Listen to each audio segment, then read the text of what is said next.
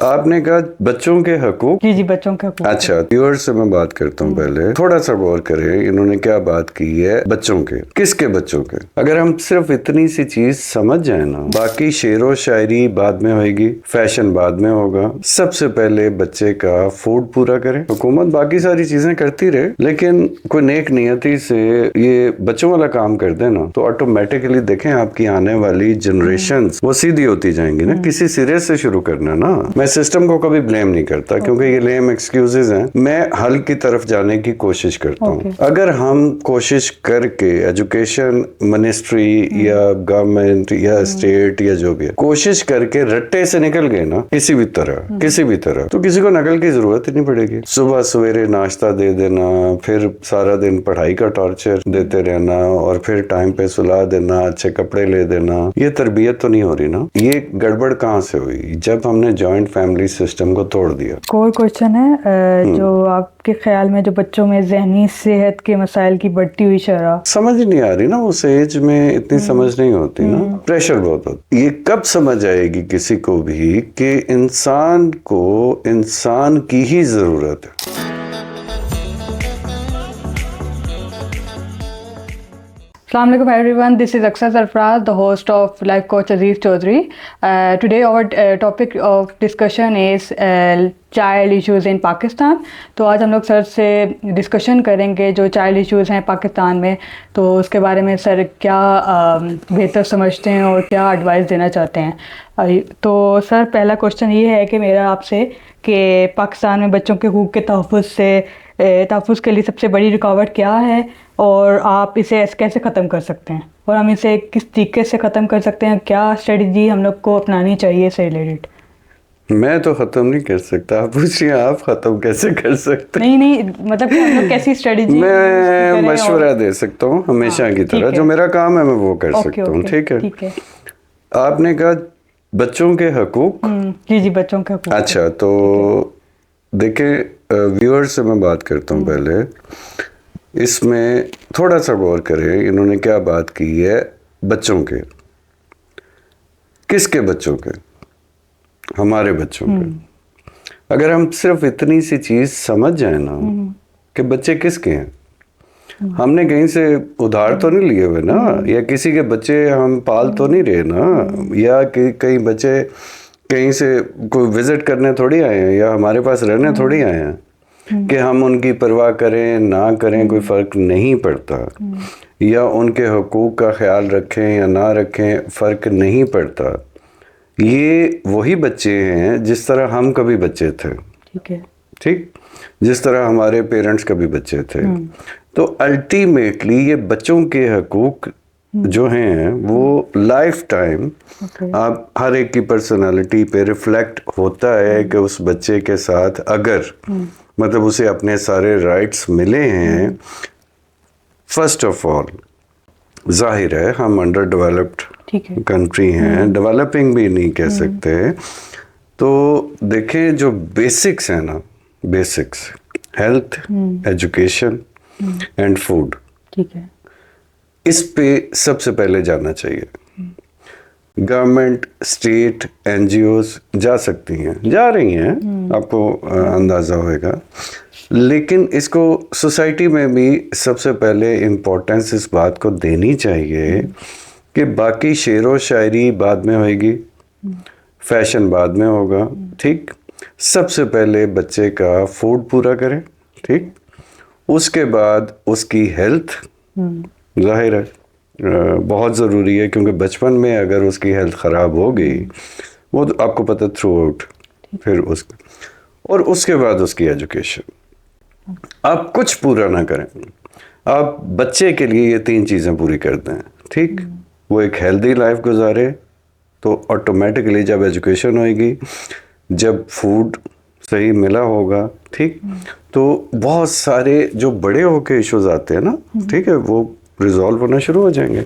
तो why not के हम सब मिल के, आप सब यंग जनरेशन है, आप सब मिल के एक तरतीब से शुरू हो ना, ठीक है, कि जो छोटे बच्चे हैं, बेशक आप 5 साल के बच्चों को ले लें, ठीक है, 5 साल से नीचे बच्चों को टारगेट कर लें। ठीक, क्योंकि सबसे ज़्यादा सेंसिटिव उनके लिए हेल्थ वाइज और हर तरह से वो है, तो उसके लिए एफर्ट स्टेट भी करे, सोसाइटी भी करे, सब करे।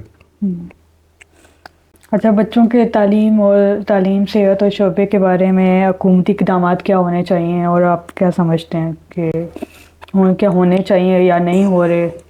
देखिए, हुकूमत ने सब कुछ नहीं करना होता, ठीक है, सोसाइटी ने भी बहुत कुछ करना होता है। सही है। हुकूमत, मुझे लगता है हमारे यहाँ प्रायोरिटीज़ का थोड़ा फ़र्क है। वही जो बात मैंने पहले की है ना, हुकूमत बाकी सारी चीज़ें करती रहे, वो होती रहेंगी, लेकिन कोई नेक नियति से ये बच्चों वाला काम कर दे ना, ठीक है, तो ऑटोमेटिकली देखें आपकी आने वाली जनरेशन्स वो सीधी होती जाएंगी ना। किसी सिरे से शुरू करना ना, समझ रहे हैं? तो हुकूमत भी ये करे, सोसाइटी भी ये करे। और सवाल क्या था आपका, सॉरी? जो हुकूमती इक़दाम क्या करने चाहिए? इक़दाम देखें, पॉलिसीज होती है ना। जब हुकूमत प्रायोरिटी देगी इस चीज़ को, तो ऑटोमेटिकली उनके सारे इक़दाम ठीक होते जाएंगे। और अगर बैठ के बातें होती रहेंगी और फिर जाहिर है कुछ नहीं हो सकता। आपने जैसे कि वीडियोस भी बनाई हैं तालीम और सेहत के शोबे से रिलेटेड जो है, तो उस पर बड़े अच्छे आपके रिव्यूज़ भी आए हुए थे, लोगों के बहुत सारे उस पर सवालात भी आए थे। तो आपको क्या बेहतर लगता है कि आप एक एडवाइस देना चाहेंगे कि हुकूमत को इस पॉलिसी पे इम्प्लीमेंटेशन करनी चाहिए या इस तरीके से हमारे मतलब कि कुछ चेंजिंग आनी चाहिए? क्योंकि आपने अभी देखी होंगी काफ़ी वीडियोस के एग्ज़ाम्स हो रहे हैं बच्चे, ठीक है, बच्चे फिर कहते हैं स्ट्रेस भी ले लेते हैं, ठीक है, और फिर वो स्ट्रेस लेके क्या करते हैं, वो नकल पे आ जाते हैं। तो ये क्या है, मतलब क्यों इस तरीके से है और क्या आप समझते हैं कि इसको बेहतर करना चाहिए या नकल लगाने दें बच्चों? सर ये आप क्यों बोल रहे हैं नकल? हाँ, मैं ऑन रिकॉर्ड बोल रहा हूँ। सर नकल क्यों? नकल कौन लगाता है? वो नहीं लगाता जिसने टॉप करना होता है। ये तो सोचें इस बात को। अच्छा, नकल कौन लगाता है? जिसने मर खप के पास होना होता है, समझ रहे? ठीक है, जो टॉपर है वो नकल नहीं लगाते। सही है, तो लगा ले नकल। नकल किस चीज़ की लगाएंगे? क्योंकि आपका देखें, आपके सिस्टम में, हमारे सिस्टम में, मैं सिस्टम को कभी ब्लेम नहीं करता क्योंकि ये लेम एक्सक्यूजेज हैं। मैं हल की तरफ जाने की कोशिश करता हूँ। अगर हम कोशिश करके एजुकेशन मिनिस्ट्री या गवर्नमेंट या स्टेट या जो भी है, कोशिश करके रट्टे से निकल गए ना किसी भी तरह, तो किसी को नकल की ज़रूरत ही नहीं पड़ेगी। ठीक है। देखें ना, आप अभी एजुकेशन आपने कंप्लीट की, आपको एक कॉन्सेप्ट क्लियर है। मैं आपको आपके किसी फ्रेंड के बारे में पूछूं कि XYZ फलां के बारे में आप एक ऐसे लिखते हैं, आपका एक्सपीरियंस है ना उसके साथ, ठीक है, आपका टाइम गुजरा, आपको रट्टा लगाने की, नकलें मारने की ज़रूरत पड़ेगी? ज़रूरत ही नहीं पड़ेगी। ठीक, तो हमें बच्चों को रट्टे की जगह अगर हम उधर ले गए ना, बच्चे अगर नकल लगा रहे हैं तो ऑब्वियसली हमारा कसूर है, बच्चों का कसूर नहीं है। क्यों? हमारा कैसे कसूर?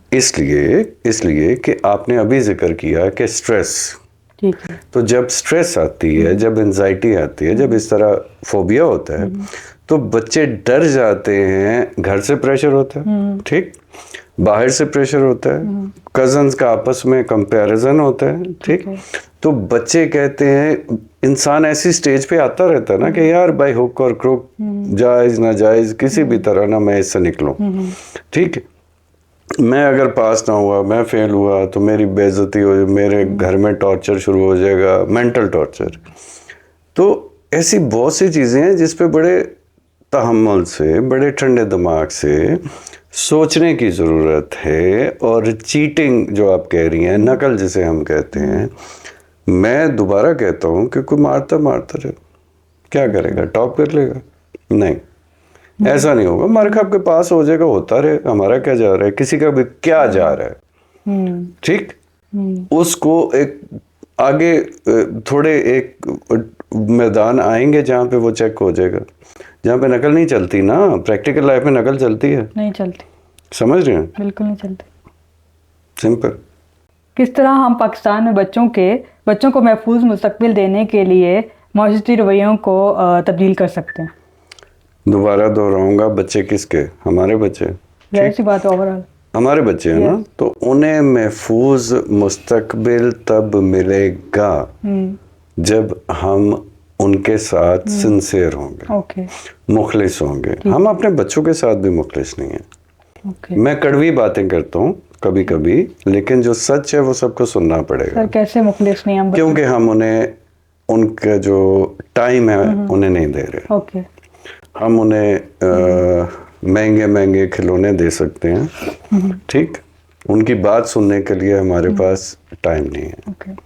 हमें नहीं पता कि अगर वो बच्चा किसी भी एज में, किसी परेशानी में, किसी ट्रॉमा में, किसी स्ट्रेस में, मैं बच्चों से डील कर रहा हूँ, मुझे पता है, ठीक है, बच्चे सालों तक उनके पास माँ बाप बहन भाई में से कोई अवेलेबल नहीं होता जिससे वो शेयर करें ओके। अपनी किसी भी प्रॉब्लम को। अवेलेबल होने का मतलब ये नहीं है कि घर में मौजूद है या नहीं। अवेलेबल का मतलब है कि वो इतनी झिझक हमने उन्हें डाल दी है कि वो अपने माँ बाप से, अपने बच्चों से, सॉरी अपने बहन भाइयों से शेयर करते हुए डरते हैं कि ये रिएक्ट करेंगे। समझ रहे हैं? ठीक है। मैं आपके सामने बैठा हूँ, मैं दुनिया के, मेरी एज के जितने भी लोग हैं, सब आके मुझे बताएं कि हमसे गलतियां नहीं हुई, होती, ठीक। तो जब हम कुछ ना कुछ गलत कर देते हैं तो हम सीधे रास्ते पे उस गलती को ओवरकम करने के लिए किससे बात करें? सबसे पहले फैमिली होनी चाहिए थी, लेकिन नहीं है, हमारे मुआशरे में नहीं है ना। हमने वो गैप माँ बाप का, बच्चों का इतना ज़्यादा कर दिया कि उनसे बात करने को हिम्मत ही नहीं होती किसी की। बहन भाई, यानी कि आपको अपने घर में लगता है कि आप उन्हें अपनी वीकनेस दे रहे हो। क्यों? क्योंकि वो सारी ज़िंदगी ताने मारेंगे। समझ रहे हैं? एक छोटा सा बच्चा जो बाहर साइकिल पे गिर गया या कोई गलत काम कर रहा है, ठीक, उसे अगर डर है कि मुझे आगे से डांट पड़ेगी, मार पड़ेगी, या मुझे 2 साल इसके ताने पड़ते, वो बताएगा घर में आके? शेयर करेगा? नहीं। तो फिर कभी क्यों नहीं कोई सोचता कि वो किससे करेगा, और जहां करेगा वो उसे अच्छी एडवाइस मिलेगी? जरूरी नहीं है, वो तो उसे जो डायरेक्शन मिल गई चल पड़ा ना। तो हम सारी ऐसे ही इधर उधर धक्के धुक्के खा के तो खुद ही ब्लंडर पे ब्लंडर पे ब्लंडर सारी जिंदगी करते हैं। तो अगर माशरती रवैयों की आपने बात की, अगर हम सिर्फ ये एक काम कर लेना कि बच्चों के साथ अपना बॉन्डिंग ऐसी रखें, उन्हें इतना कॉन्फिडेंस दें या इतनी सिंसेरिटी से उनके साथ हम चलें, सिर्फ उन्हें सुबह सवेरे नाश्ता दे देना, फिर सारा दिन पढ़ाई का टॉर्चर देते रहना, और फिर टाइम पे सुला देना, अच्छे कपड़े ले देना, ये तरबियत तो नहीं हो रही ना। ये तो उनकी आप बेसिक ज़रूरियात पूरी कर रहे हैं। तो आप क्या बेहतर समझते हैं कि क्या होनी चाहिए? तरबियत होनी, तरबियत देखें, हाँ, जो पेरेंट्स नहीं कर रहे जो होना चाहिए, नहीं बेचारे इसलिए कर रहे कि मजबूरी उनकी ये है कि फ़र्ज़ करें 2 मियाँ बीवी हैं, दोनों जॉब करते हैं, ठीक है, तो कौन करेगा? अब सारा दिन थके हुए आते हैं, वो ये गड़बड़ कहाँ से हुई? जब हमने जॉइंट फैमिली सिस्टम को तोड़ दिया। समझ रहे हैं? पहले एक बच्चा था, 15 संभालने वाले थे, 15 समझाने वाले थे, 15 एक ही घर के अंदर उसके दोस्त थे, कोई दादी है, कोई नानी है, कोई चाचा है, कोई मामा है, कोई कुछ है। अब कहीं नजर आएगा आपको? 2 4 5 बंदे होते हैं घर में, और अगर गलती से वो एक टाइम पे एक ही कमरे में बैठे भी हैं तो फोन पे होंगे। कोई टाइम नहीं है एक दूसरे के लिए, किसी के पास टाइम नहीं है। तो टाइम निकालेंगे, अगेन बच्चे तो अपने हैं ना, तो उनकी जिंदगी बन जाएगी। नहीं निकालेंगे तो इसी तरह धक्के धुक्के खाते रहेंगे। अच्छा, एक और क्वेश्चन है, जो आपके ख्याल में जो बच्चों में जहनी सेहत के मसाइल की बढ़ती हुई शरह बढ़ती जा रही है, और उसके क्या इक़दामात होने चाहिए, क्या मतलब चीज़ को फॉलो किया जाए जो ये चीज़ कम हो जाए? ठीक, वो असरात जो उनकी मेंटल हेल्थ को अफेक्ट कर रहे हैं। अभी किसी का मैंने कमेंट देखा था कि मैं सुसाइड कर लूंगा। हाँ, क्यों? क्योंकि वो मैं पास नहीं हो रहा, बार बार समझ नहीं आ रही ना, उस एज में इतनी समझ नहीं होती ना, प्रेशर बहुत होता है। सबसे पहली बात, प्रेशर हटाएं उससे। ठीक है। ठीक है, उसे समझाएं कि ये जिंदगी है, ये प्रैक्टिकल लाइफ है, अपनी प्रायोरिटीज, उसकी प्रायोरिटीज क्या होनी। मेंटल हेल्थ की आप बात कर रही हैं, मेंटल हेल्थ हमारे यहाँ अभी तक बड़ों की प्रायोरिटी नहीं है। ठीक है। वो कहते हैं मेंटल हेल्थ क्या होती है, समझ रहे हैं? सही है। एक बच्चा है या बड़ा बंदा है, वो अगर घर में मुंह बना के बैठा है, कोई नहीं पूछेगा उससे कि प्रॉब्लम क्या है, इशू क्या है। ठीक, सारे कहेंगे ये तुम मुंह बना के क्यों बैठे हो, मतलब उसे टीज करेंगे ना। वो फिर उठ के बाहर निकल जाएगा या बाहर किसी को ढूंढेगा जिससे वो शेयर करे, वहां से उसे कुछ नहीं मिलेगा। क्योंकि देखें, जब आप खुश हैं ना, सब आपसे बात करना चाहेंगे। जब आप दुखी हैं ना, तो बहुत ही किस्मत से कोई बंदा ऐसा मिलेगा जो आपकी बात सुनेगा और खैर का मशवरा देगा। तो जब आपको चारों तरफ कोई नजर नहीं आता ना, तो फिर ऐसे ख्यालात आपके दिमाग में आने शुरू होते हैं। जैसे फर्ज करें, किसी को आपकी बच्चा कहता है किसी को मेरी ज़रूरत ही नहीं है दुनिया में, तो मैं खुदकुशी, ये इस तरह की ख्यालात तभी आते हैं ना। और कोई उसे, मतलब ये कब समझ आएगी किसी को भी कि इंसान को इंसान की ही ज़रूरत है। एक बहुत अच्छा मैंने पोस्टर देखा था कुछ 30 साल पहले कि एवरीबॉडी नीड्स समबडी। ठीक, तो इन चीज़ों को समझना चाहिए। अल्लाह ने भी ऐसा डिज़ाइन हमें दिया है कि पैदा होते ही माँ है केयर के लिए, ठीक, और फोत होते औलाद है केयर के लिए। तो इस डिज़ाइन में हर वक्त कोई ना कोई है। हमने क्या किया कि हमने अजीब अजीब चीज़ों के पीछे लग के अपने आप को या तो खुद अकेला कर लिया, या हमने कभी ढूंढा ही नहीं कि यार मुखलिस कौन है हमारे साथ। समझिए, हमने वो लोग ढूंढे जो ऊपर से हमें लगता है कि मतलब अच्छा टाइम गुजर रहा है उनके साथ, ओके फाइन, लेकिन अच्छा टाइम तो गुजर जाएगा ना, ठीक है, कितना गुजर जाएगा, लेकिन जब सर पे पड़ेगी फिर आपके नज़दीक कौन आता है? कोई नहीं आता, सारे भाग जाते हैं। किसी से आप आधा घंटा दुखी बातें करके देखें ना, वो कहेगा ज़रा मैं वो अभी फ़ोन आ गया, मैं कहीं जा रहा हूँ, तो वो अवेलेबल नहीं होएगा आपको। जैसे कि बच्चों को पढ़ना चाहिए या एजुकेशन लेनी चाहिए, आप देखें आज चाइल्ड लेबर की तादाद दिन ब दिन बढ़ती जा रही है, बहुत ज़्यादा बढ़ती जा रही है। अब आप I8 पे देखें काफ़ी बच्चे नज़र आते होंगे आपको। तो फिर ये क्या, मतलब इस चीज़ को रोकना चाहिए या फिर उनको कोई एजुकेशन प्रोवाइड करनी चाहिए? नहीं, रोकना क्यों चाहिए? चाइल्ड लेबर बिल्कुल ठीक है। मतलब सर क्यों ठीक है? छोटे छोटे क्यों बच्चे वो रोकना गजरे चाहिए? लेके फिर रहे होते, गजरे लेके फिर रहे होते हैं, तो उन्हें अगर 100 रुपए का गजरा है तो 150 दें, 50 एक्स्ट्रा दें उन्हें। सर वो फिर उनको कुछ करना चाहिए ना, इनको एजुकेशन क्या करना चाहिए उन्हें बताएं? बीकन हाउस में एडमिशन लेना चाहिए। मैं आपसे पूछता हूँ। ठीक है, मैंने आपको पहले बताया कि मैं जाता हूँ लॉजिकल, प्रैक्टिकल हल की तरफ। सही है। पाकिस्तान में मैं बचपन से सुनता आ रहा हूँ चाइल्ड लेबर, ये जो ठीक है, drawing room discussions, TV talks, ठीक, अंकल एंड आंटीज, ठीक, ये उनका टॉपिक है। चाइल्ड लेबर क्यों है? रीजन शौक है उसके पेरेंट्स को या उस बच्चे को? शौक नहीं है, टफ टाइम, मजबूरी है, ठीक। और बाय ऑल मीन्स ये स्टेट की जिम्मेदारी है कि वो उस घर को फूड प्रोवाइड करे। फूड, ठीक है, भूख तो देखें सुबह लगेगी, फिर 6 घंटे बाद फिर लगेगी, रात को फिर लगेगी, या एटलीस्ट 2 टाइम तो लगेगी ना। हम जैसे आप और मैं इस वक्त सोफे पे बैठे हैं, इस वक्त बैठ के हम बातें कर दें, चाइल्ड लेबर ये, चाइल्ड लेबर वो, ठीक, बहुत आसान काम है ना। वो बच्चा कर क्यों रहा है चाइल्ड लेबर?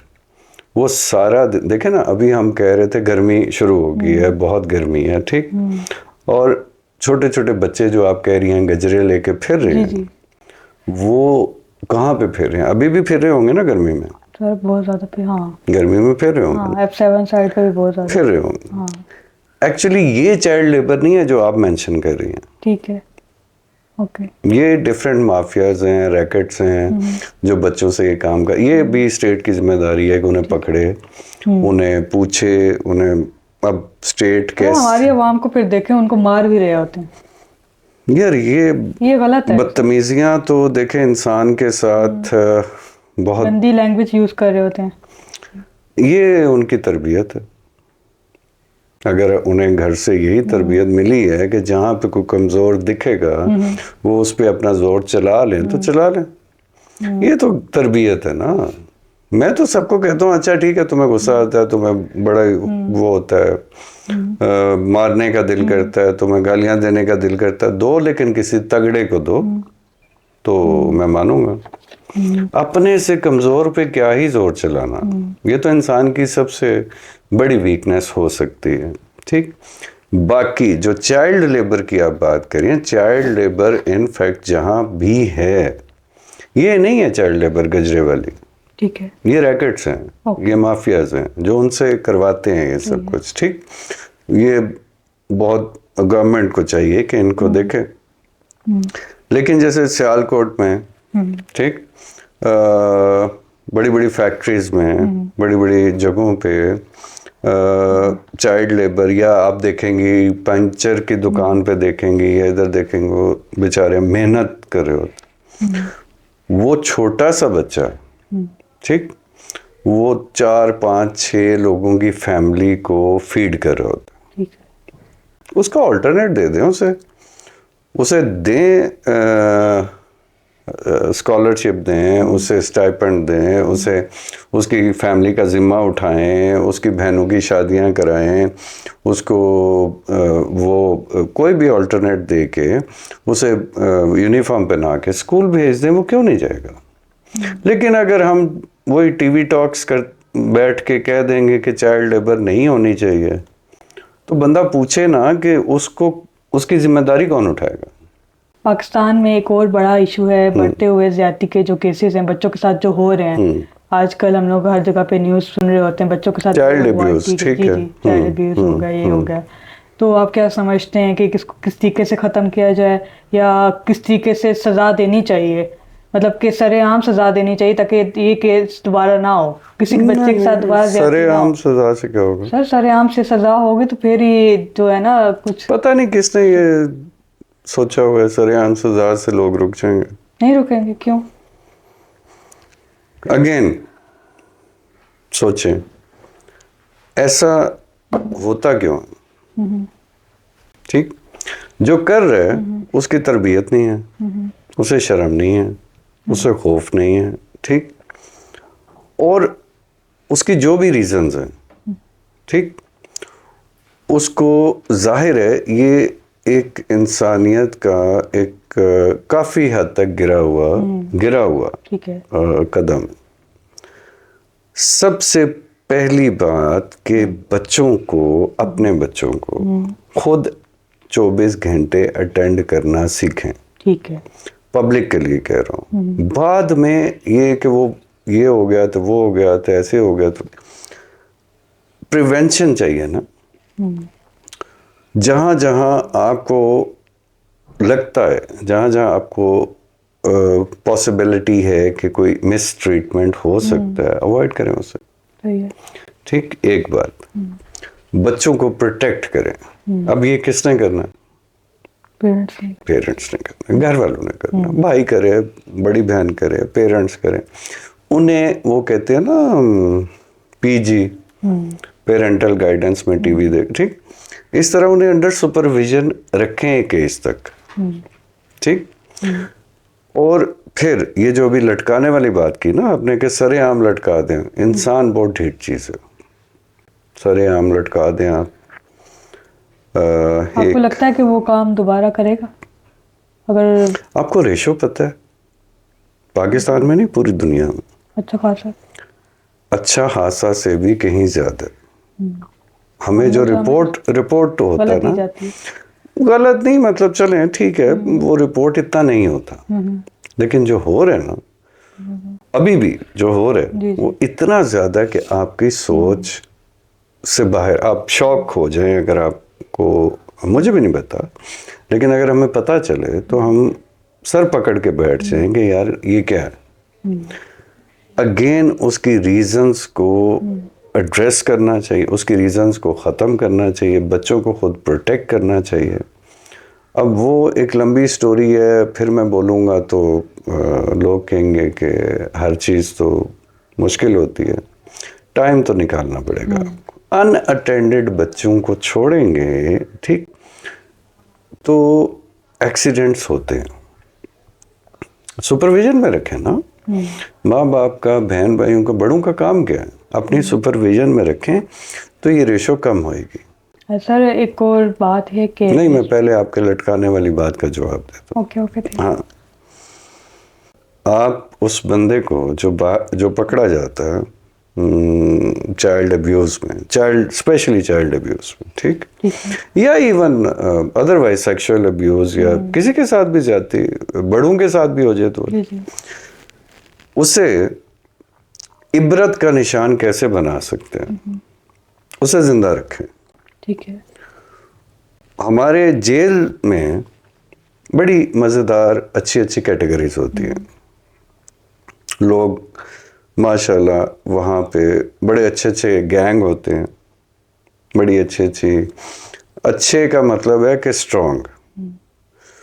उसे ऐसे जेल में डालें ठीक जहाँ रोज डेली उसका यूनिफॉर्म अलग हो, ठीक है, उसकी शर्ट पे लिखा हो कि I am the one who did this to any child, उसकी शर्ट पे लिखा हो, और उसे डेली बेसिस पे ठीक, शर्मिंदगी तो एक तरफ, उसे बेशक पुलिस कुछ ना करे, जेल वाले कुछ ना करें, उसे वहाँ की जो पब्लिक है ना, कौन मिला, प्रिजनर्स, वो देखें उसको, उसकी ज़िंदगी को कैसे अजाब बनाता है। समझ रहे हैं? ठीक है।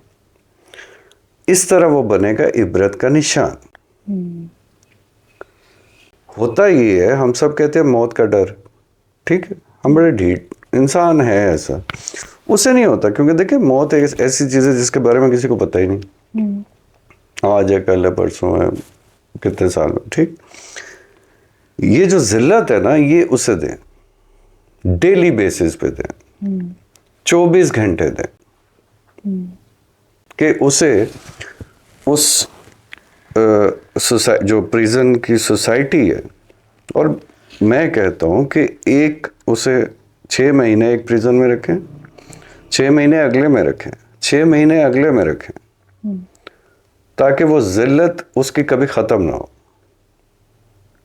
तो जो देखने वाले हैं, जो सुनने वाले हैं, उन्हें भी समझ आएगी कि इसका अंजाम क्या होगा। साइकोलॉजिकली किसी बंदे को कहें अगर तुमने कोई उल्टा काम कर दिया, ऐसे हो गया, मैं तुम्हें चौक में लटका दूंगा, वो काम नहीं करता, ठीक, वो कहेगा देखा जाएगा, या उस वक्त जब वो ये हरकत कर रहा होता है वो डरता नहीं। लेकिन ये जो मैं कह रहा हूँ जिल्लत वाला काम, ठीक, ये जब एक चीज़ पता लगेगी, फैलेगी, या कोई कानून बनेगा, या कोई इस तरह की चीज़ है, तो फिर उसे समझ आएगी कि ये मेरे साथ अगले इतने साल मेरे साथ ये जिल्लत होएगी, तो इम्पैक्ट डिफरेंट होगा उसका। जैसे हमारी आम सोसाइटी में अगर कोई बंदा टारगेट हो जाए, जैसे सोशल मीडिया पे आप कहती हैं, वो क्या कहते हैं, ट्रोलिंग, वो कोई काबू आ जाए तो क्या असर होता है उसका, ठीक। इसी तरह इस कम्युनिटी में जो काबू आएगा ना, आप देखें उसका क्या असर होता है। उसको देख के बहुत से लोग बाज आ जाएंगे जब उन्हें ये कि भाई बात की लटकने की बात बाद में है, मरने नहीं देना उसे हर रोज मारना है, इतना मतलब उसकी जान हर रोज निकले, साइकोलॉजिकली, मेंटली, इवन फिजिकली। नहीं तड़पना वो नहीं, मतलब तड़प उसने क्या किया? हाँ, उसने क्या किया? तड़पाया ना, ठीक। तो बाकी और भी देखे ना, सोशल बैरियर, सोसाइटी। अब एक बच्चा आके के मेरी शादी कर दो, तो हमारे पेरेंट्स क्या कहेंगे? दिमाग खराब है, पहले अपने पाँव पे खड़े हो, हाँ, फिर ये करो, फिर वो करो, फिर इतनी इनकम होनी चाहिए, फिर आजकल इतने खर्चे हैं, तुम्हारा दिमाग खराब हो गया, ये करें। क्या पता वो इसीलिए कह रहा हो मेरी शादी कर दो कि भाई मैं बायोलॉजिकली, ठीक है, इस चीज से निकलूं, समझ रहे हैं? ठीक है। तो अब रिलीजन में देख लें, रिलीजन में क्या है कि भाई इस तरह आप इस चीज में बच जाओगे ना, इस चीज से, ठीक। तो बाकी ये लटकाने वटकाने से कुछ नहीं होता। इंसान कहता है वो लटका, मैं थोड़ी लटकूंगा। अच्छा, कुछ पेरेंट्स कहते हैं कि जिस बच्चे का साइकोलॉजिकल इश्यूज होता है, चलो तुम्हारी शादी कर देते हैं, तो आपको ये बात दुरुस्त लगती है? अगर वो साइकोलॉजिकल इश्यूज फेस कर रहा है, ठीक है, पेरेंट्स कहते हैं कि तुम्हारी शादी कर देते हैं, क्या पता है तुम्हारा इशू सॉल्व हो जाएगा। ठीक है, एक चेंज आ जाता ना, हो सकता है, क्यों नहीं हो सकता? सर उसका अगर साइकोलॉजिकल इशू इतना पीक लेवल पे, वो उससे मारने वाली भी हरकत करे, तो उस बेचारे का क्या कसूर है जो आने वाली? आप लड़के की बात कर रही हैं? लड़के की बात कर रही हैं? लड़के की बात कर रही हैं? नहीं तो जो रिश्ता कर रहे हैं वो ऐसे अंधे होके ना करें ना। सर आजकल लोगों को पता भी तो नहीं चलता है ना। पता तो कभी भी नहीं चलता, कभी भी नहीं चलता। हाँ, तो वो तो पता करना पड़ेगा ना आपको। हाँ। और दूसरा साइकोलॉजिकल इशू इतना, अगर आप जो आप कह रही हैं, हाँ, छोटा मोटा तो ठीक है, अगर वायलेंट है या कुछ है तो जाहिर है पहले ट्रीटमेंट कराएं। एक तो हमारे रिवाज ही नहीं है, ट्रीटमेंट का भी रिवाज नहीं है। सर उसको फिर बुरे वे में समझते रहे भाई, अपनी सेहत है ना, अपनी जिंदगी है, अपनी जान है, जो समझता रहे। मुझे बिल्कुल समझ नहीं आती कि हम अपने बारे में सिंसियर कब होंगे। आप अपने साथ, मैं अपने साथ, अगर सिंसियर नहीं है तो हम मैं भी दूसरों को मशवरे दे जा रहे हैं, समझ रहे? पहले अपने साथ तो सिंसियर हो ना। और मेंटल हेल्थ इश्यूज तो अभी तो ये गपशप है ना जो चल पड़ी है, पहले सदियों से हो रही होगी ना, लेकिन कोई किसी को बताता होगा? तुम उदास हो, तुम हैरान हो, तुम मुंह बना के बैठे रहते हो, तुम ये तुम। सारे पेरेंट्स को कहता हूँ कि अगर ऐसी कोई नौबत आए तो उससे पूछें यार, उसे बैठ के तसल्ली से थोड़ा टाइम स्पेंड कर, थोड़ा पूछे कि कुछ भी है बताओ, शेयर करो। आप किस लिए हैं? आप इसीलिए ना, आप उसकी सिर्फ फीस भरने के लिए नहीं है। सर शेयर वाला जो मुझे लगता है कि कॉन्सेप्ट खत्म होता जा रहा है, क्योंकि अब वही तो कह रहा हूँ, बिल्कुल हाँ। भी इस तरीके से कॉन्सेप्ट नहीं रहा। मतलब कि पेरेंट्स भी बच्चों से डिस्कस नहीं करते कि आज बेटा क्या डे, कैसा दिन गुजरा है आपका, नहीं, टाइम नहीं है ना, टाइम नहीं है किसी के पास। तो सर टाइम तो निकालना चाहिए। लेकिन भुगतते हैं सारे बाद में। ये साइकिल है भाई। आपके पास आज बच्चे के लिए टाइम नहीं है, कल उसके पास नहीं होगा आपके लिए, फिर क्या करेंगे? तो ये तो चलता रहेगा। चलता तो रहेगा, लेकिन सब सफर करेंगे। लेकिन अगर कोई समझ जाएगा तो बचेगा ना। ये तो साइकिल है ना भाई। उसने तो देखे 10, 12, 15, 20 साल देख लिया ना, उसके बाद तो वो चल पड़ेगा अपनी स्टोरी। फिर आप उसे कहेंगे कि अच्छा आओ हमारे साथ बैठो, थोड़ी गपशप करो, ये करो। ओके मामा पापा, it's okay, I have lot of things to do, तो फिर भुगतते हैं बाद में। अब क्या सर आपको क्या लगता है कि जो मिनिस्ट्री ऑफ एजुकेशन है उसको उनको अवेयरनेस सेशंस रखने चाहिए जैसे गवर्नमेंट के स्कूल्स में? ठीक है, गवर्नमेंट के स्कूल्स में सेशंस नहीं होते, तो मुझे लगता है कि वहाँ पे एक सेशंस होने चाहिए, मतलब कि स्टूडेंट्स को बताया जाए कि आपके बैड गुड टच और बैड टच के बारे में बताया जाए, उनको तालीम दी जाए, और मतलब कि ऐसा नहीं कर रहे, तो आप उनको क्या देना चाहेंगे? नहीं, कोई अवेयरनेस सेशंस इससे कोई आपको लगता है फर्क कि नहीं पड़ता? नहीं पड़ेगा फर्क? क्योंकि हमारा पैटर्न थोड़ा फर्क है। ठीक है। गुड टच बैड टच सबसे पहले किसको बताना चाहिए? बच्चों को बताना चाहिए। किसको? कौन बताएगा? पेरेंट्स को बताना चाहिए। नहीं बताते, शर्माते हैं, या बच्चों की है ऐसी बातें थोड़ी करते हैं बच्चों से, समझ रहे? अच्छा वो नहीं, बड़े बहन भाई बता सकते हैं, क्यों नहीं बता सकते? ठीक, जो सिंसियर लोग हैं बच्चों को, अब बड़े हो रहे हैं ना, बताएं। या ऐसे सेशंस तो बच्चों को ला के ऐसे आप 50-200 बच्चे को ला के बिठा देंगे, वो तो सुनेंगे भी नहीं कि आप क्या कह रहे हैं, कि अच्छा ठीक है भाई, ओके फाइन, ठीक है। इससे नहीं होगा। जो टीचर्स हैं, ठीक, एक छोटी क्लास में छोटी तादाद होती है, वो क्यों नहीं बता सकते? उनकी जिम्मेदारी डाल दे कि भाई अपने बच्चों को छोटी छोटी मॉरल स्टोरीज, इस तरह स्टोरीज, ये वो लिटरेचर करके अवेयर करो, बताओ। वही तरबियत वाली बात, तरबियत में सब कुछ है ना, ठीक। तरबियत में सिर्फ ये थोड़ी है कि आपने फिजिक्स, केमिस्ट्री, मैथ, बायोलॉजी, ये तो हो गया ना, वो तो एक डायरेक्शन है ना। अच्छा ठीक है, ये आगे जाके ये हो जाएगा, तो ये हो जाएगा, ये हो जाएगा, वो डिफरेंट चीज़ है, हो सकता है। लेकिन सबसे पहले घर से टाइम निकालना पड़ेगा, उसे पास बिठाना पड़ेगा, थोड़ी इन्वेस्टमेंट करनी पड़ेगी, उसके साथ गपशप करनी पड़ेगी, क्योंकि झिझक तो हमारी माशरे में है ना। उस झिझक में रहते हुए आप तरीके से कर सकते हैं। अच्छा, मेरा लास्ट क्वेश्चन है कि आप कैसे बेहतर समझते हैं कि हमारा जो एजुकेशन सेटअप है चेंज हो सकता है किसी ना किसी एक स्टेज पे आके? आपको क्या लगता है कि क्या चेंजिंग आनी चाहिए, क्या डेवलपमेंट होनी चाहिए, मतलब कि स्टूडेंट्स और टीचर का क्या रिलेशन होना चाहिए, मतलब पाकिस्तान में कैसा सेटअप होना चाहिए जो आपको बेहतर लगे? सबसे पहले रट्टा, ठीक है, बिल्कुल वेव ऑफ करता। ओके। सेकेंडली, फेल करना बिल्कुल बंद करता। ठीक है, बिल्कुल बंद। ठीक। हम कहते हैं एजुकेशन नहीं है, बच्चे पढ़ते नहीं है, बच्चे स्कूलों में नहीं आते, बच्चे ये नहीं करते, बच्चे वो नहीं करते, ठीक है, बच्चों पे डाल रहे हो। छोटे छोटे बच्चों पे हम कैसे ब्लेम डाल सकते? ठीक है, अकल मानती है इस बात को, ठीक। देखें, बच्चा हर वो चीज शौक से करता है जिसमें उसका इंटरेस्ट होता है। हमने स्टडीज में से सबसे पहले इंटरेस्ट निकाल दिया, उसे फोबिया बना दिया, उसे बोर बना दिया, उसे बर्डन बना दिया, प्रेशर बना दिया, ठीक।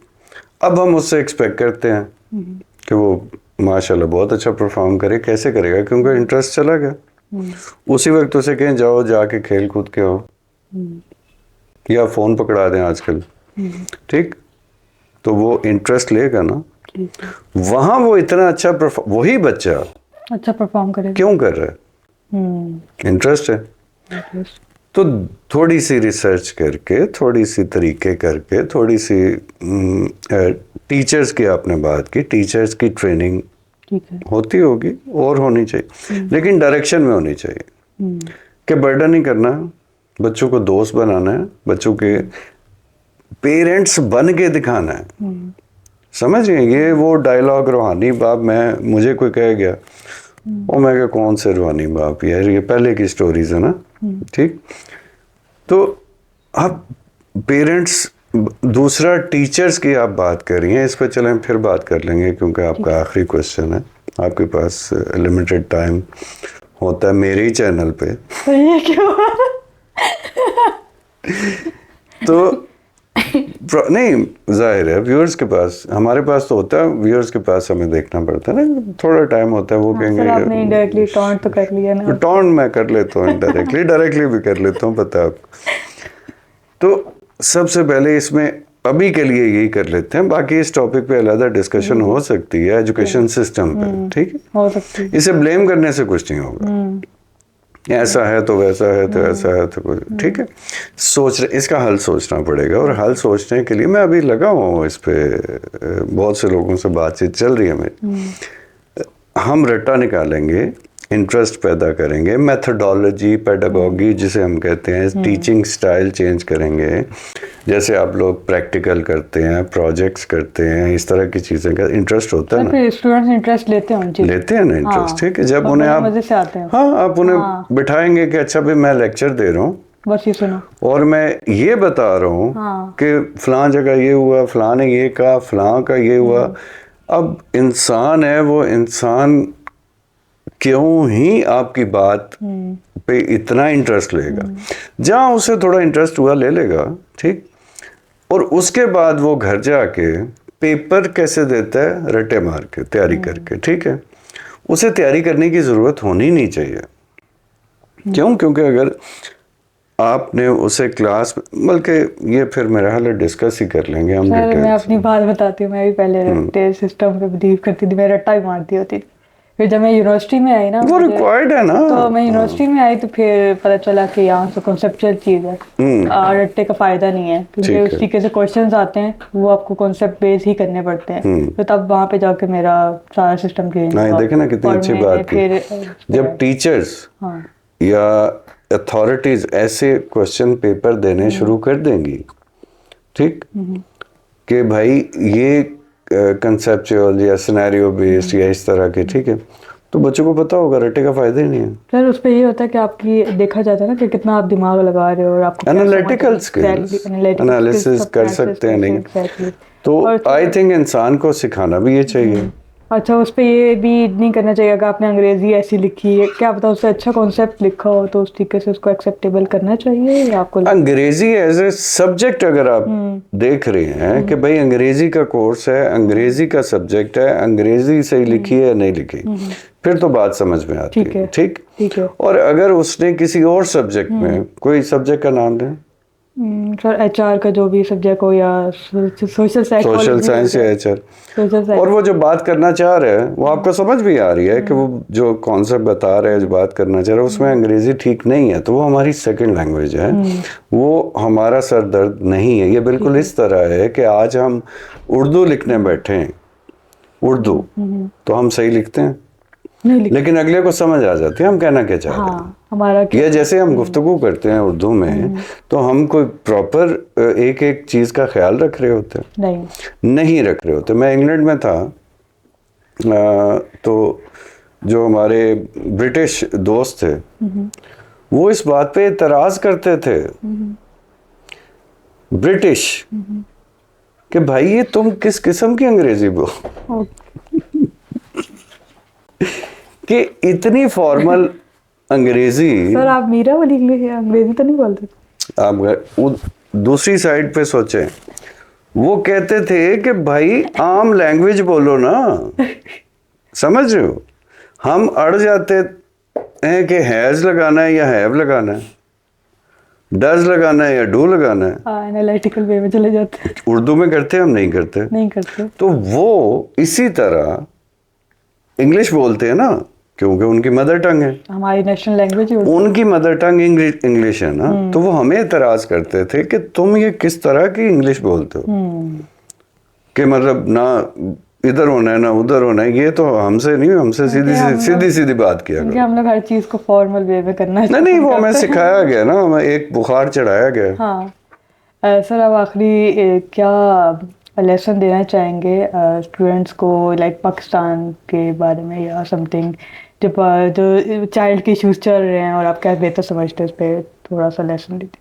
चाइल्ड के इश्यूज को समझना बहुत आसान है, क्योंकि हम सब कभी बच्चे थे, और अगर हम बड़े हो गए हैं तो अब हमारे बच्चे होंगे, तो ये पाकिस्तान का इशू नहीं है, किसी और का इशू नहीं है, ये हमारा अपना इशू है। सही है। हर इंडिविजुअल का अपना इशू है, ठीक। तो अपने इशू के बारे में हम जितना सीरियस और सिंसियर हो सकते होना चाहिए। जब हम ये समझेंगे तो हम फिर उसी तरह जिम्मेदारी से सिंसियर होके चलेंगे, तो इशू कम होंगे, ज़्यादा नहीं होंगे। ये वो मेंटालिटी नहीं होएगी या होनी चाहिए कि मेरे बच्चे बच्चे, ठीक है, और किसी और के बच्चे जो मर्जी करे। मतलब वो भी तो बच्चे हैं ना, जिसके भी हैं बच्चे ही हैं ना। तो अगर थोड़ा यहाँ पे गड़बड़ है, सही होएगी तो कोई दिक्कत नहीं है, आहिस्ता आहिस्ता होएगा लेकिन हो जाएगा। Thank you so much sir, आपने एक टाइम दिया, अच्छा पॉडकास्ट रहा। शुक्रिया, आपका शुक्रिया। इंशाल्लाह हम लोग नेक्स्ट पॉडकास्ट में कुछ न्यू डिस्कशन करेंगे। इंशाल्लाह।